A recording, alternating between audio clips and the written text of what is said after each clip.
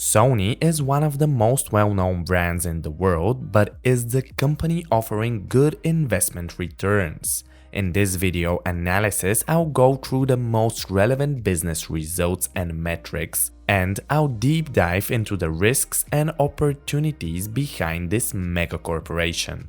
So stay tuned until the end of this video, and as always set with educational purposes and is not meant to be taken as financial advice. Sony Corporation is a global conglomerate that operates across a diversified range of industries, including electronics, gaming, entertainment, and financial services. The company is headquartered in Tokyo, Japan, and was founded in 1946 by Masaru Ibuka and Akio Morita. Over the years, Sony has become one of the world's largest producers of consumer electronics and is widely recognized for its innovative and high-quality products. Sony's electronics division is responsible for producing a wide range of products, including televisions, cameras, audio equipment, and mobile devices. The company has long been known for its focus on design and innovation, and its products are often recognized for their sleek and elegant designs. Sony is also one of the world's leading producers of gaming consoles, including the PlayStation series, which has sold over 100 million units worldwide. In addition to its electronics division, Sony is also heavily involved in the entertainment industry. The company owns several major film studios, including Columbia Pictures, as well as music labels as Sony Music Entertainment.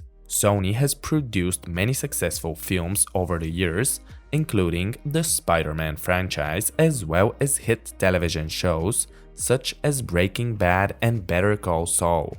Its music labels also represent some of the world's top artists, including Beyoncé, Adele, and Taylor Swift. Sony is also active in the financial services industry with a focus on insurance and banking.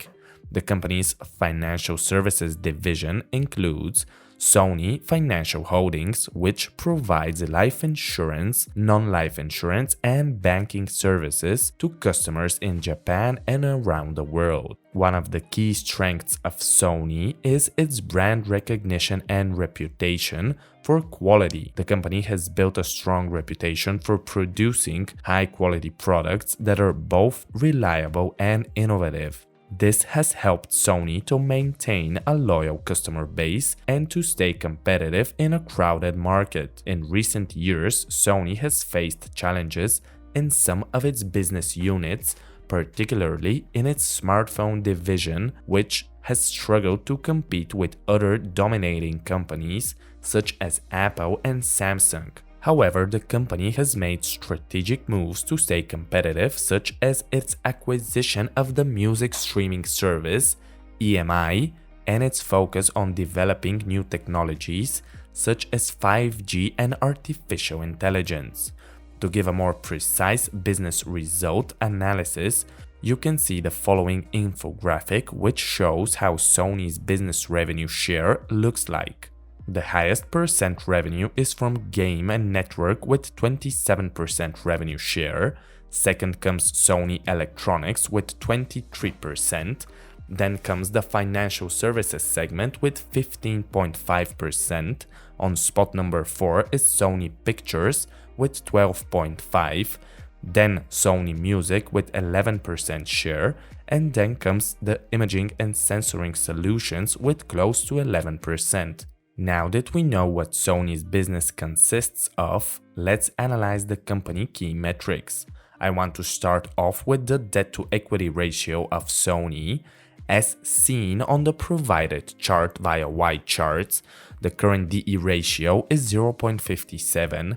This is below 1 and it is close to 0.5, which is a good indicator showing the long-term debt is not much compared to the company's equity. The chart is a 3-year chart, and since early 2022, Sony has had a close to a 50% increase on this metric going from 0.4 to close to 0.6. This is not ideal, but still everything is in norm. The short-term debt health of the company is not great, with a current ratio of 0.61. This needs to be above 1 in order for the current assets to be higher than all current liabilities. While the more conservative quick ratio is 0.45. It is more conservative as it takes out the inventory levels out of the current assets. When we have such high results from these two metrics, we must deep dive more. The total debt to EBITDA for Sony is 1.47.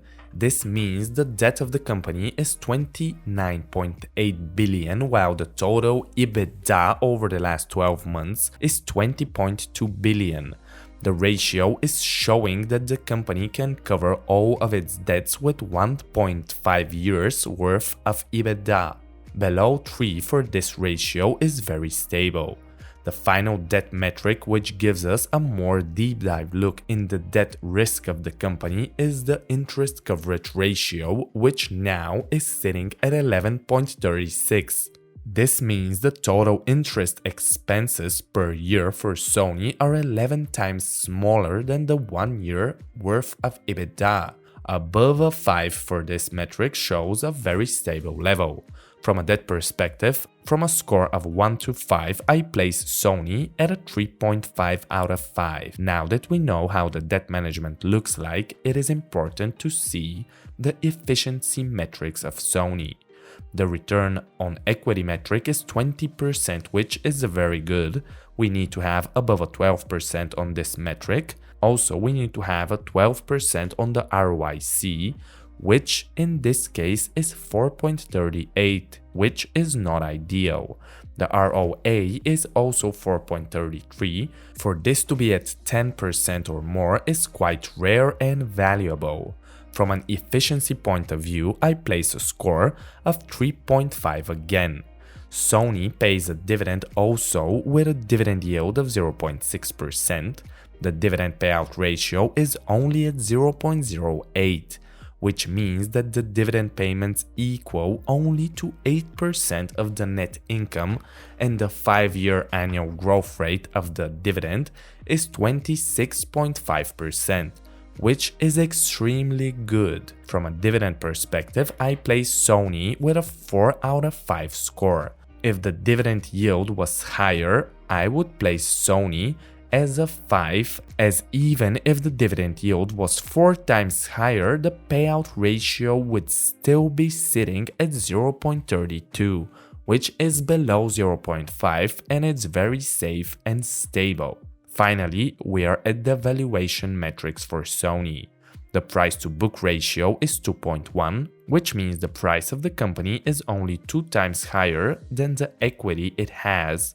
Below 3 is considered a very stable level, and in the case of a bankruptcy, we as investors will get back 50% of our investment. On the following chart, we can see the last 5 years of PE history. In late 2021, Sony had an exuberant period when the PE went for a brief moment above 20.